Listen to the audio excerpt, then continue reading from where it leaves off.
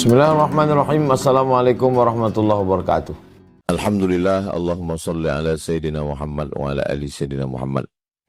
Kami dari Yayasan Tabung Wakaf Umat mengucapkan selamat datang, ahlan wa sahlan kepada BMT Amanah Indragiri Hulu. Mudah-mudahan silaturahim kita ini memanjangkan umur, memurahkan rezeki, menurunkan berkah dari Allah Subhanahu wa taala. Amin ya rabbal alamin. Dulu ketika Islam itu pertama kali datang, maka kiai-kiai melihat masyarakat ini sukanya apa? Oh, masyarakat Jawa sukanya wayang. Maka dimainkan wayang dengan gending, dengan gamelan. Tapi isinya dirubah. Isinya dirubah dengan syair-syair yang mengingatkan kepada Tuhan. Sekaten. Sekaten itu syahadatain. Asyhadu an la ilaha illallah wa asyhadu anna Muhammadan Rasulullah. Lalu setelah nonton wayang, mendengarkan gamelan, gending, orang dikasih makan.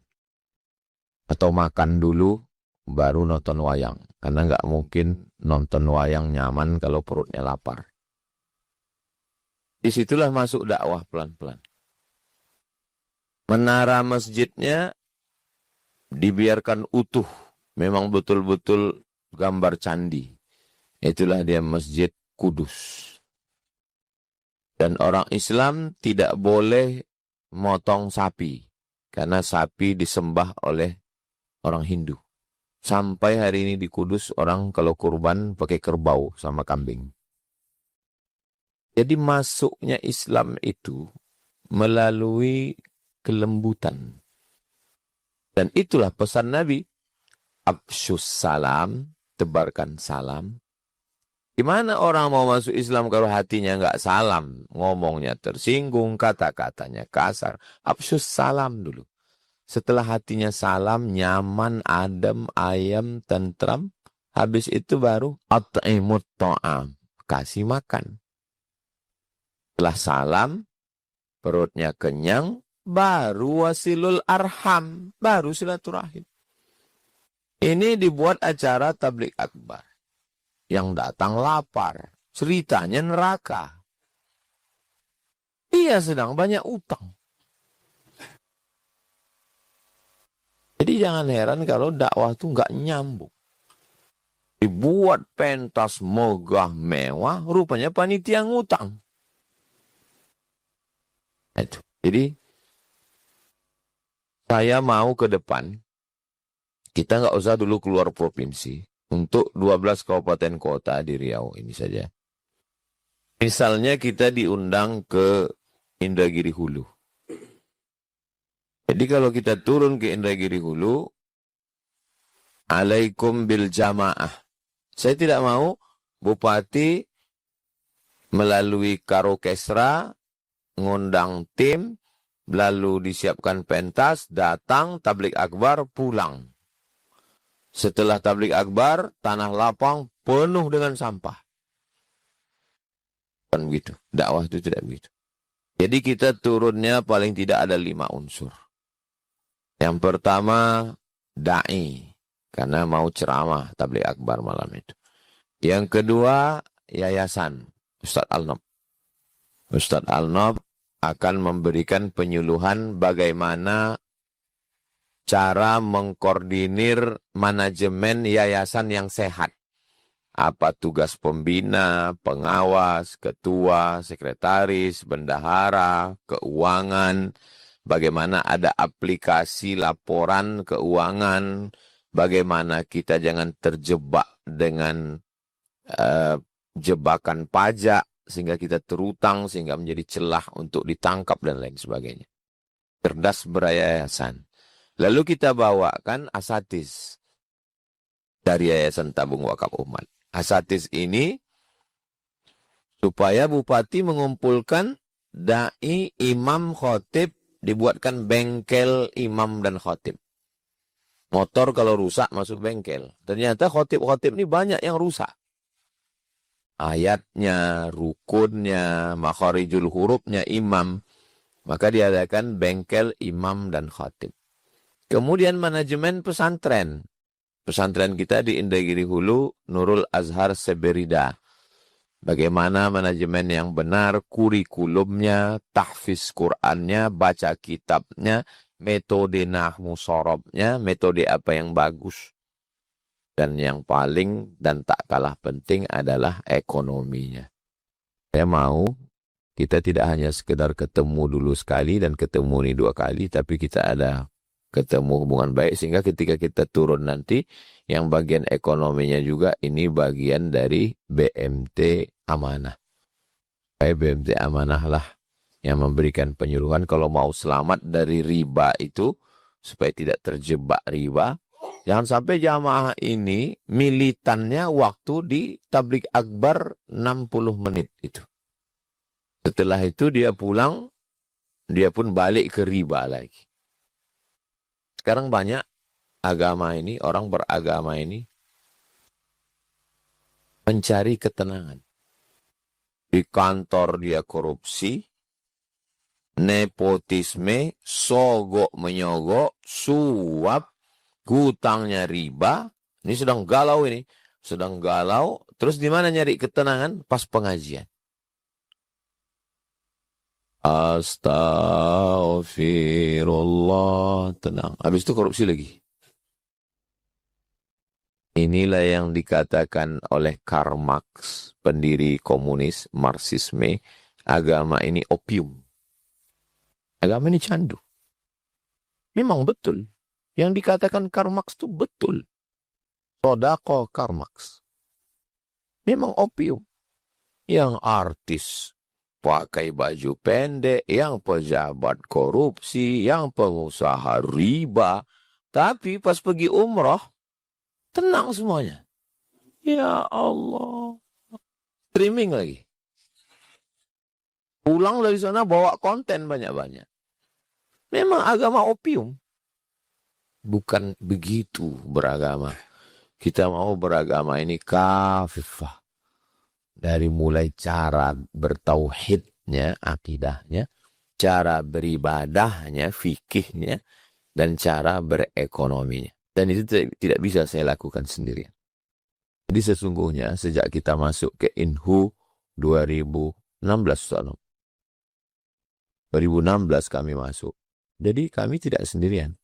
Makanya kami melibatkan waktu masuk ke Inhu itu, karena banyak yang mau ikut, hanya boleh perwakilan 1 ormas, 1 organisasi, hanya utus 2 orang. Masyarakat, komunitas tanpa bebas riba, 2 orang. Dari kesehatan 2 orang. Yang kesehatan, itulah dia penyuluhan kesehatan gratis, ibu hamil, operasi bibir sumbing. Dari Inhu ada mengutus puskesmas, orang puskesmas dari dinas kesehatan. Penyuluhan pertanian ada. Jadi tidak lagi one man show, sendirian turun. Absus salam, setelah hatinya tenang, salam. At'imut ta'am, perutnya kenyang. Barulah wasilul arham. Baru bisa nyambung silaturahim. Ta'am dulu baru silaturahim. Bagikan dulu makanan baru. Makanya orang Minang mengatakan barundiang sesudah makan. Tak bisa berunding kalau perut kita lapar. Baru wa tusallu bil laili wan nasu niyam. Barulah cerita tentang sholat malam, tentang tahajud, tentang zikir. Ini terakhir. Ini belum apa-apa. Siapa yang nggak sholat masuk neraka? Loh, gimana dia mau sholat? Orang dia nggak ada duit. Dia lapar, orang dia susah. Jadi sebetulnya konsep dakwah Nabi itu sudah banyak ditinggalkan. Dan saya tidak mau termasuk dalam golongan itu. Saya setiap pergi ke satu daerah, saya mesti ada yang kita bangun di daerah itu. Di Kalimantan, dengan Ustadz Atta, kita membangun pesantren Nurul Azhar Kalimantan. Di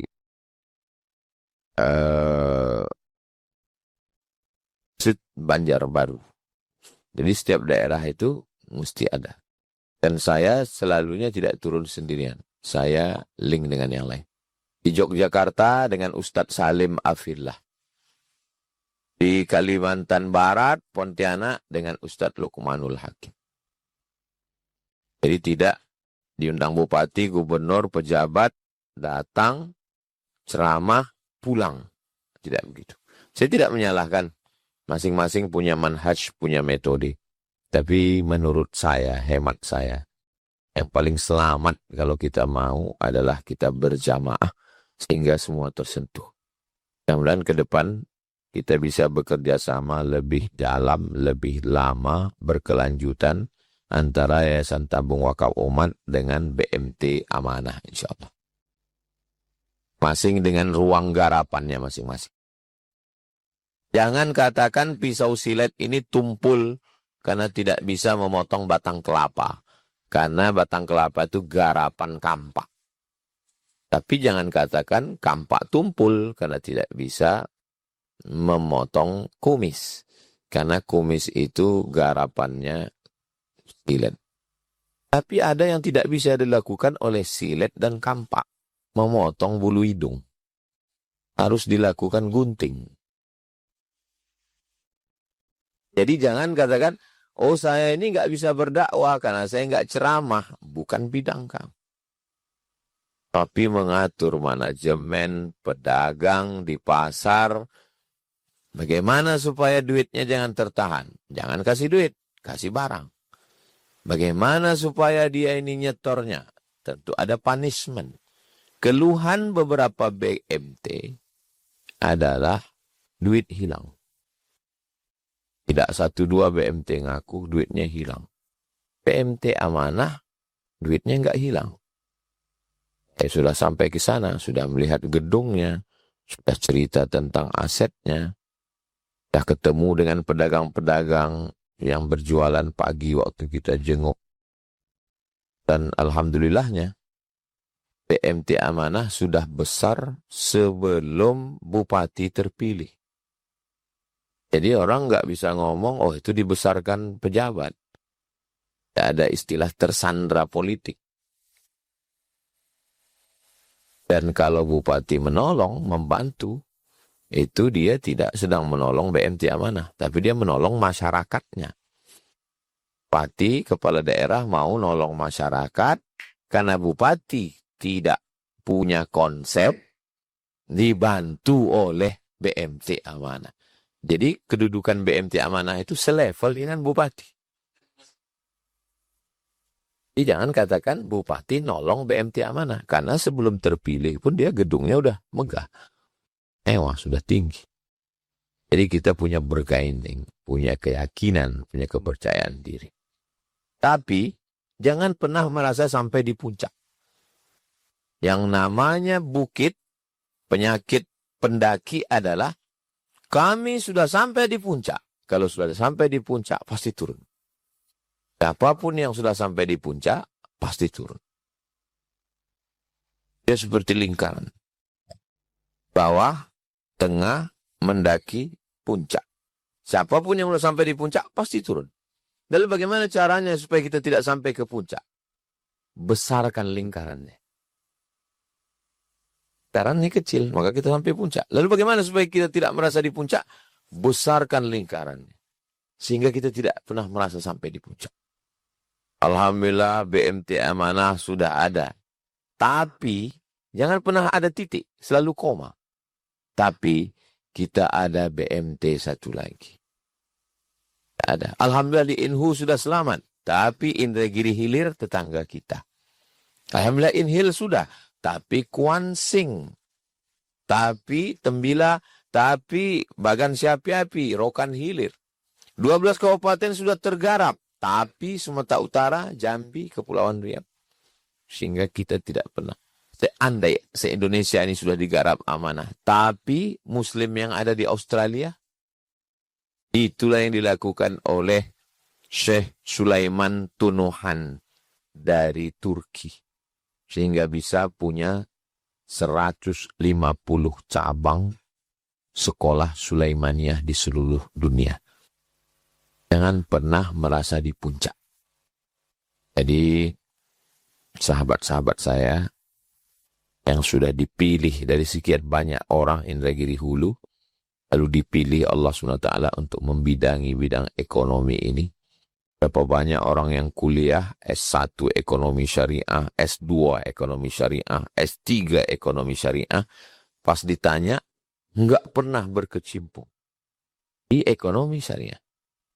Itu sama dengan orang S1 sepak bola, S2 bola, S3 bola, semua jenis tendangan, semua tahu.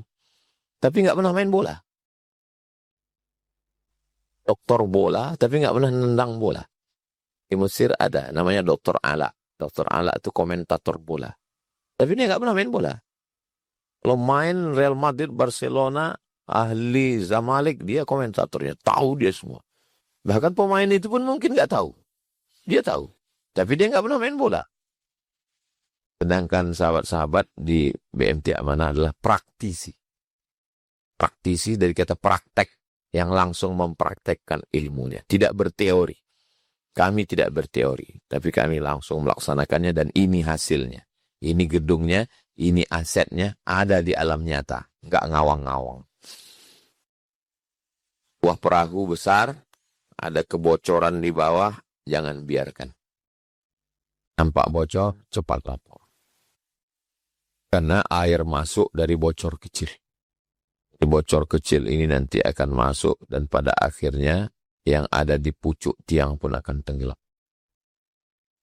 Maka kita dalam sebuah perahu yang besar. Agaknya itulah sebagai dialog, pengantar dialog kita pada kesempatan ini. Yang ingin saya sampaikan adalah kebersamaan kita mengatasi masalah umat, terutama masalah ekonomi. Kami sebetulnya mau sholat, kami sebetulnya mau pengajian, tapi kami masih terjebak dengan riba. Hati kami terasa munafik kalau kami ngaji ini, Pak Ustaz. Kami mau bersih, tapi kami masih terutang.